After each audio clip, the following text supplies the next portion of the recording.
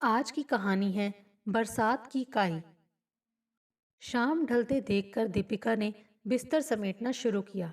उसके हल्के भूरे रेशम से बाल बार बार उसके गुलाबी गालों पर गिर रहे थे और वह उन्हें बार बार अपनी कोमल उंगलियों से कानों के पीछे धकेल रही थी। अब उठो भी, ये चादर समेटने दो, कहते हुए दीपिका ने संतोष को हिलाया, जो अब भी बिस्तर पर लेटा था। रहने दो न इन जुल्फों को अपने सुंदर मुखड़े पर, जैसे चांद को बादल ढकने की कोशिश कर रहे हों।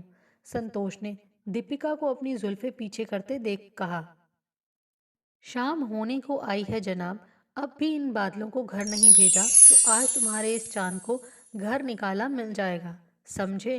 तुम्हें किस बात का डर है? न घर की कमी है और न घर ले जाने वाले की। जिस दिन तुम हाँ कह दो उसी दिन मैं, बस बस, हाँ कर तो चुकी हूँ, अब जाओ भी। उदय घर आते ही होंगे, तब तक मैं सब ठीक ठाक कर लूँ। दीपिका फटाफट हाथ चलाते घर व्यवस्थित करते हुए बोली, कल कितने बजे आएंगे गुरुदेव? वही करीब 12 बजे, कहते ही संतोष कुछ सुस्त हो गया। अब यूं चोरी छिपे मिलना अच्छा नहीं लगता, मानो हम प्यार नहीं कोई गुनाह कर रहे हों। गुनाह तो कर ही रहे हैं हम संतोष। यदि हमारी शादी हो गई होती तब अलग बात थी, पर अब मैं उदय की पत्नी हूँ। तुम मेरे घर में मेरे संगीत अध्यापक की हैसियत से आते हो। इस स्थिति में हमारा ये रिश्ता गुनाह ही तो हुआ ना। ऐसे क्यों भला? पहले हम दोनों ने प्यार किया, उदय तुम्हारी जिंदगी में बाद में आया। अगर तुम्हारे और मेरे घर वाले जाति बिरादरी के चक्कर में ना पड़कर हमारे प्यार के लिए राजी हो गए होते और आनन फानन में तुम्हारी शादी दूसरे शहर में ना करवा दी होती तो? छोड़ो पुरानी बातों को। ये क्या कम है कि दूसरे शहर में भी हम एक दूसरे से टकरा गए और एक बार फिर मिल गए। शायद प्रकृति को भी मेरे मन में तुम्हारे लिए इतना प्यार देख मुझ पर दया आ गई और उसने हमारे सामीप्य का रास्ता सुझा दिया। दफ्तर से लौटने के बाद शाम ढले, उदय बरामदे में बैठा शाम की चाय की चुस्कियां ले रहा था। दीपिका वहीं बैठ की स्वेटर बुन रही थी। संतोष को दीपिका के हाथ से बनी चीजें बहुत भाती थी, इसीलिए वह संतोष के लिए कभी स्वेटर तो कभी दस्ताने बुनती रहती। उदय के पूछने पर कह देती कि अपनी किसी सहेली या छोटे भाई के लिए बना रही है। फिर बनाने के बाद खुशी से अपने पहले प्यार संतोष को उपहार स्वरूप दे आती। दीपिका और उदय की शादी को 2 वर्ष बीत चुके थे। इन 2 वर्षों की शुरुआत में दीपिका बेहद उदासीन रही। उदय सोचता कि नया शहर, नया साथी और नई जिंदगी के चलते वह अपने पुराने जीवन को याद करके उदास रहती है। किंतु असली वजह थी उसका प्यार संतोष का उससे बिछड़ जाना। दीपिका बार बार उस शाम को कोसती जब वह और संतोष मूवी देखकर बाहों में बाहें डाले लौट रहे थे कि बड़े भाई साहब से उनका अचानक सामना हो गया। बिजली ही टूट पड़ी थी। वहीं बाजार से घसीटते हुए उसे घर लाया गया था। अब उसका कमरा ही उसका संसार बना दिया गया था। न कोई मिलने आएगा, न वह किसी से मिलने जा सकेगी। 2.5 दिन भूख हड़ताल भी की दीपिका ने, किंतु कोई नहीं पिघला। पेट की ज्वाला ने उसे ही पिघला दिया। संतोष से मिलने का कोई रास्ता नहीं सूझ रहा था। घर वाले पुराने विचारों के थे और ऊपर से संतोष विजातीय भी था। अगर उस लड़के की जान की सलामत चाहती हो तो भूल जाओ उसे। एक बार आप आज्ञा दे दो भाई साहब, उस कमीने के टुकड़े भी नहीं मिलेंगे। मेरा मन करता है कि इस निर्लज को ही जहर देकर मार डालूं। जैसे कठोर वाक्यों से उसकी सुबह और शाम होने लगी थी। धीरे धीरे उसका मनोबल टूटने लगा था। फिर 15 दिनों के भीतर उसकी शादी तय कर दी गई। उसकी अपने होने वाले पति या आने वाली जिंदगी के बारे में कुछ भी जानने की लालसा नहीं थी। वह एक मुर्दे की भांति वही करती गई जो उसके घर वालों ने उससे करने को कहा। विवाहोपरांत वह दूसरे शहर में पहुंच गई, जहां उदय की नौकरी थी। घर में केवल उसका पति और वह ही रहती थी। ससुराल वाले दूसरे शहर में रहते थे। उदय बहुत अच्छा व्यक्ति था, किंचित गंभीर किंतु सरल। किसी भी लड़की के लिए ऐसा जीवन साथी मिलना बेहद खुशी की बात होती। वह अपनी पत्नी की हर खुशी का ध्यान रखता। यहाँ तक कि सुहागरात पर दीपिका के चेहरे पर दुख की छाया देख उदय ने उसे जरा भी तंग नहीं किया। सोचा पहले वह अपने नए परिवेश में समा जाए। कुछ दिन उदास रहने के बाद दीपिका ने भी अपना मन लगाने में ही भलाई समझी। वह अपने नए घर, अपने नए रिश्तों में अपनी खुशी तलाशने लगी। उस शाम घर में एक छोटी सी पार्टी थी। उदय के सभी मित्र आमंत्रित थे। उदय के जिद करने पर दीपिका ने एक छोटा सा गीत सुनाया। सारी महफिल उसके सुरीले गायन पर झूम उठी थी। सभी वाह वाह करते नहीं थक रहे थे। उदय तो मंत्र मुग्ध रह गया था। मुझे पता नहीं था कि मेरी बीवी ने इतना अच्छा गला पाया है। तुम संगीत की शिक्षा क्यों नहीं लेती? तुम्हारा मन भी लगा रहेगा और शौक भी पूरा हो जाएगा। उस रात सबके जाने के बाद उदय ने कहा था। दीपिका चुप रही थी। वह संगीत की कक्षा ही तो थी जहां उसकी मुलाकात संतोष से हुई थी। दोनों के सुर इतनी अच्छी तरह से मेल खाते थे कि उनके गुरु ने स्वतः ही उनकी जोड़ी बना दी थी। फिर साथ अभ्यास करते करते कब संगीत ने उन दोनों के दिल के तार आपस में जोड़ दिए, उन्हें पता ही नहीं चला। गाते गुनगुनाते दोनों एक उज्जवल संगीतमय भविष्य के सपने संजोने लगे थे। लेकिन उस एक शाम ने उनके सभी सपनों को चकनाचूर कर दिया था। और आज फिर उदय संगीत का विषय ले बैठा था।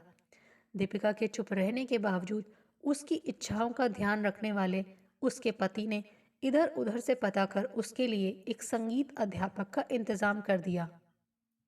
आज से रोज तुम्हें नए सर संगीत का अभ्यास करवाने आया करेंगे। संतोष को अपने संगीत अध्यापक के नए रूप में देखकर दीपिका हैरान रह गई। विस्फारित आंखों से उसे ताकती वह कुछ न बोल सकी। हकीकत से अनजान उदय ने दोनों की मुलाकात करवाई और फिर ऑल द बेस्ट कहता हुआ दफ्तर चला गया। तुम यहाँ कैसे? क्या मेरा पीछा करते हुए? दीपिका के मुंह से पहला वाक्य निकला।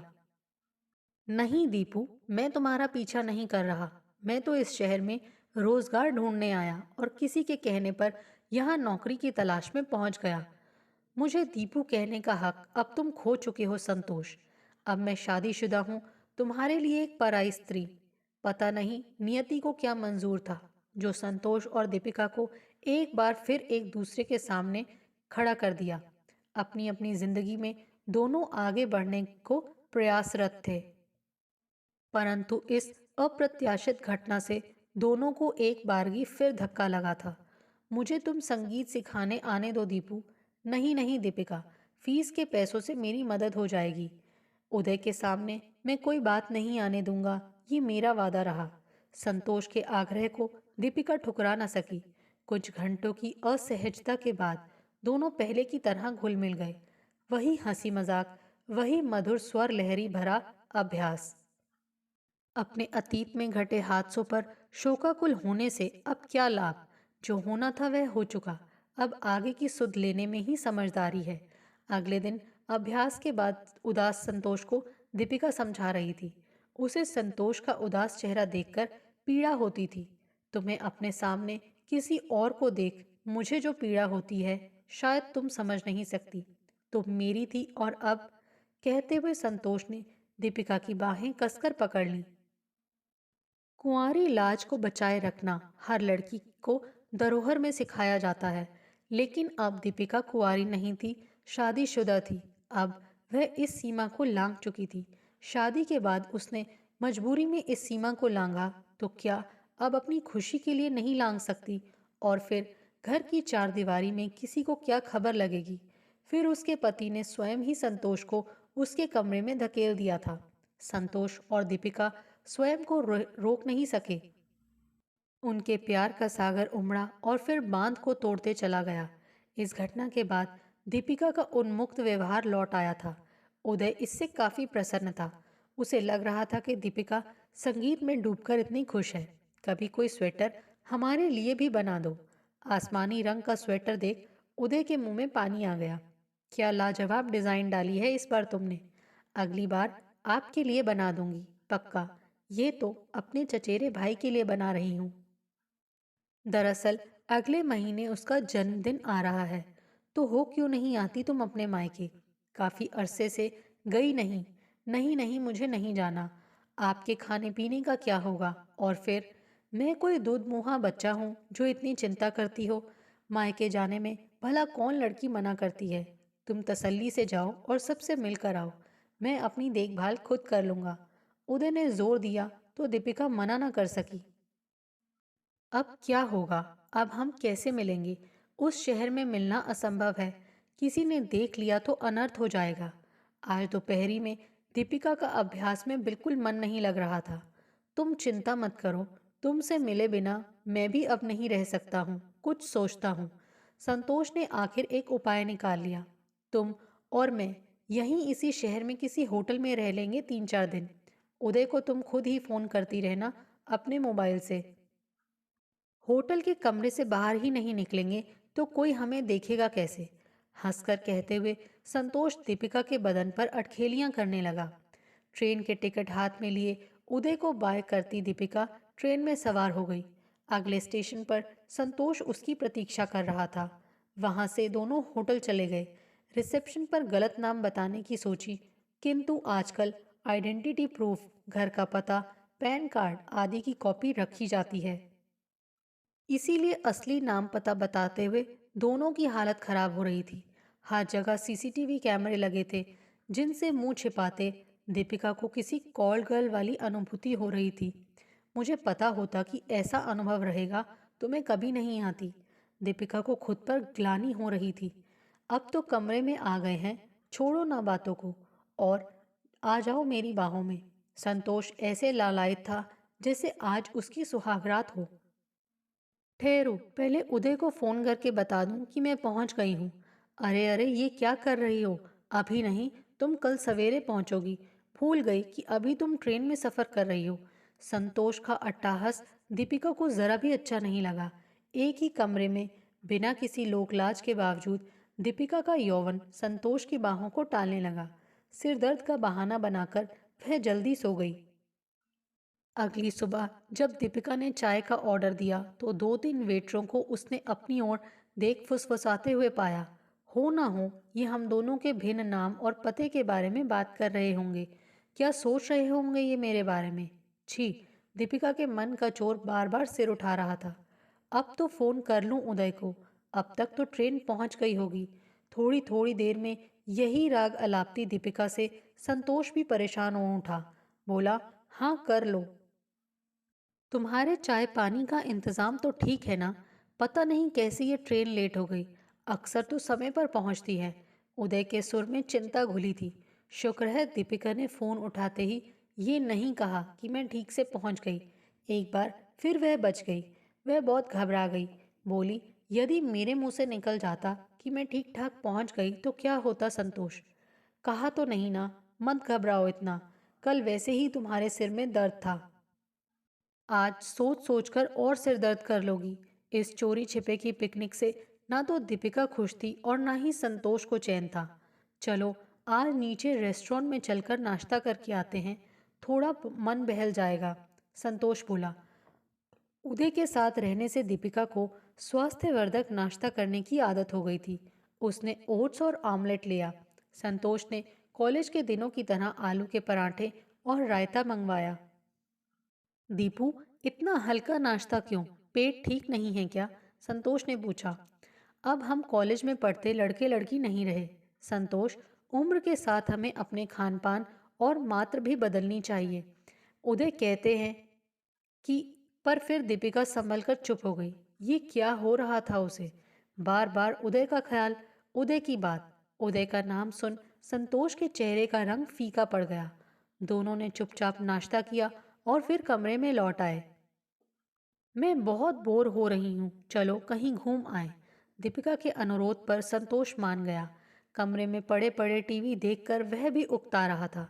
देर शाम तक दोनों ने आसपास के बाजार की खाक छानी और रात को कमरे में लौट आए। कपड़े बदलकर दीपिका बिस्तर पर लेट तो गई, किंतु जैसे वह उदय को टालती थी वैसे आज उसका हृदय संतोष को टालने को कर रहा था।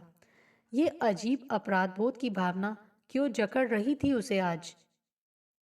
संतोष को वह टाल नहीं पाई, मगर उसकी ठंडी प्रतिक्रिया पर संतोष ने शिकायत अवश्य की। ये क्या यंत्र चालित सी व्यवहार कर रही हो आज? क्या हुआ है? दीपिका ने कोई उत्तर नहीं दिया।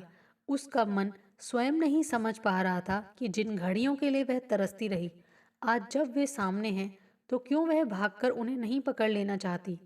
अगले दिन दीपिका ने एक नहीं 2 बार उदय से फोन पर बात की। सुबह के समय उदय खुश था, किंतु अभी जब मैंने बात की तो वह कुछ चुप सा था। क्या बात हो सकती है? दफ्तर के किसी काम में उलझा होगा। तुम्हें यहाँ उदय के मूड के बारे में बात करनी थी तो आई ही क्यों? उदय के जिक्र से संतोष चिढ़ने लगा था। आज का दिन भी सुस्त बीता। जैसा सोचा था वैसा कुछ नहीं हो रहा था।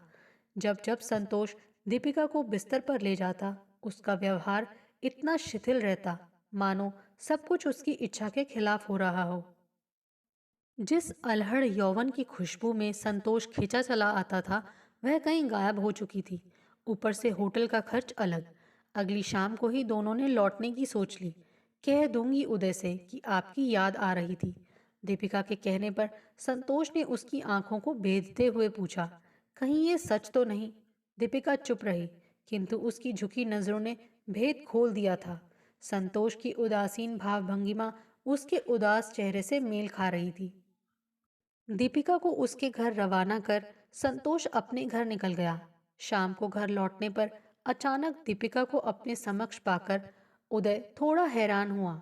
सरप्राइज! चिल्लाकर दीपिका ने उदय के गले में बाहें डाल दी। जल्दी कैसे आ गई तुम? तुम्हें तो 2 दिन बाद आना था।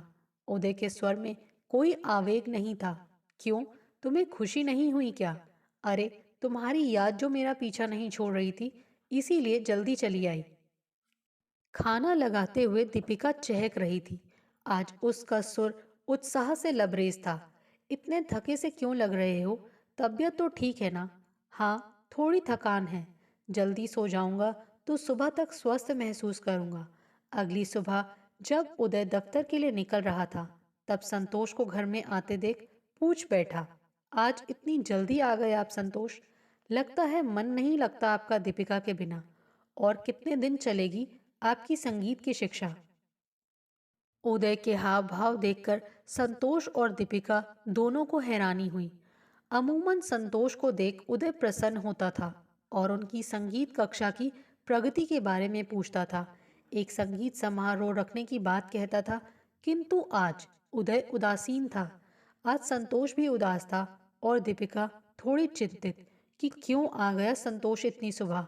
उदय के दफ्तर जाने का इंतजार भी नहीं किया। उदय के चले जाने के बाद दीपिका ने कहा, संतोष, मैं आजीवन तुम्हारी आभारी रहूंगी। तुम मेरे जीवन में एक बार फिर लौट कर आए। तुमने मुझे वही खुशी के पल देने चाहे जिनके लिए शायद मैं भागती फिरती, पर कभी उन्हें पाने की लालसा को शांत नहीं कर पाती। अच्छा हुआ जो पल तुमने मेरी झोली में डाले। अब मैं समझ गई हूँ कि मुझे अपने जीवन में क्या चाहिए। मृग तृष्णा के वे क्षण या ठोस धरातल भरी जिंदगी। संतोष, मैं शादीशुदा हूँ, ये बात शायद मैं भूल गई थी। एक षोडशी की तरह मैं अपने प्रेमी की बाहों में खोकर अपना संसार तलाश रही थी।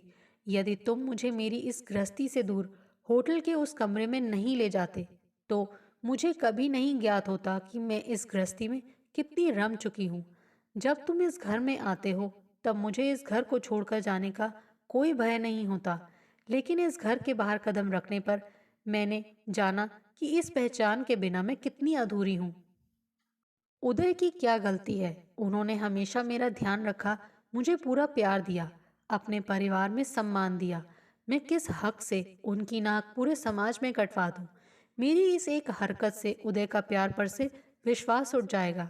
अपनी जिंदगी में रंग भरने हेतु मैं उनकी जिंदगी को स्याह नहीं कर सकती। काश हमारी शादी हो गई होती तो मैं तुम्हें कभी खुद से अलग नहीं होने देता, पर अब आप तुम्हारी मर्जी के आगे मैं बेबस हूँ। पिछले दिनों के अनुभव और आज दीपिका के मत के आगे संतोष के पास चुप रहने के अलावा और कोई चारा नहीं था। वह उल्टे पांव लौट गया। दीपिका सारे घर में बेचैन घूमती रही। सारा दिन सोचती रही कि कैसे उसके कदम इतनी गलत दिशा में उठ गए। सारा दिन मंथन करने के बाद उसने निर्णय लिया कि वह उदय को सब कुछ बता देगी। बस दिल पर इतना भारी बोझ लेकर आगे की पूरी जिंदगी तय करना बहुत मुश्किल होगा। शाम को जब उदय घर लौटा, तब दीपिका ने शांत स्वर में उसे सारी बात बता दी। उदय मुंह नीचे किए बैठा सुनता रहा और दीपिका नजरें नीची किए सब कहती गई। मुझे माफ़ कर दो उदय, मुझसे बहुत बड़ा गुनाह हो गया। आगे मेरी जिंदगी में जो होगा वह तुम्हारे निर्णय पर निर्भर करेगा। उदय चुपचाप उठकर चला गया और रात भर बैठक में ही रहा। दीपिका अपने कक्ष में चली गई। बैठक में बैठे हुए उदय विचारों के भंवर में घूमने लगा। 3 दिन पहले उदय को दफ्तर के कार्य से पास के शहर जाना पड़ा था। अपना काम पूरा करने के बाद वह मायके गई अपनी पत्नी के लिए पसंदीदा मिठाई लेने बाजार पहुंच गया। वहां घूमते हुए वह हूबहू दीपिका के हाथ से बने स्वेटर को देखकर स्तब्ध रह गया था। ध्यान दिया तो वह स्वेटर संतोष ने पहना था और उसकी बाहों में बाहें डाले उदय की पत्नी दीपिका लहरा रही थी। ये दृश्य देखकर उदय के मन में रोष, प्रतिघात, वेदना, संताप के मिले जुले भाव तूफान मचाने लगे। उसका सिर घूमने लगा। इतना बड़ा विश्वासघात! उसकी अपनी जीवन संगिनी ने उसके साथ इतना बड़ा धोखा किया। उस समय उदय खून के घूंट पीकर रह गया था, लेकिन आज दीपिका के सब कुछ बताने पर उदय के मन मस्तिष्क में एक प्रतिद्वंद शुरू हो गया। अब तक वह दीपिका को सजा देने की सोच रहा था, बस इस प्रतीक्षा में था कि वह उसे कुछ बताती है या नहीं। किंतु आज दीपिका के आत्मसमर्पण करने पर उसकी आंखों से बह रही प्रायश्चित की धारा ने उदय के मन की अग्नि पर कुछ छींटे छिड़क दिए थे। सारी रात इसी ऊहापोह में गुजरी। वह दीपिका को सजा दे या उसके प्रायश्चित को देखते हुए उसे माफ कर दे। यदि दीपिका को सजा देता है तो क्या खुद उसकी तपिश से बच पाएगा? अपनी गृहस्थी तोड़ बैठेगा और जग हंसाई होगी वो अलग। पर इतने बड़े विश्वासघात के पश्चात क्या वह अपनी पत्नी पर भरोसा कर पाएगा? अगली सुबह दीपिका घर के रोजमर्रा के कार्यों में लग गई। एक हिचकिचाहट अवश्य थी उसकी भाव भंगिमा में। चाय का प्याला थमा वह उदय के पास बैठ गई। क्या निर्णय लिया आपने? आपका हर निर्णय मुझे स्वीकार्य होगा।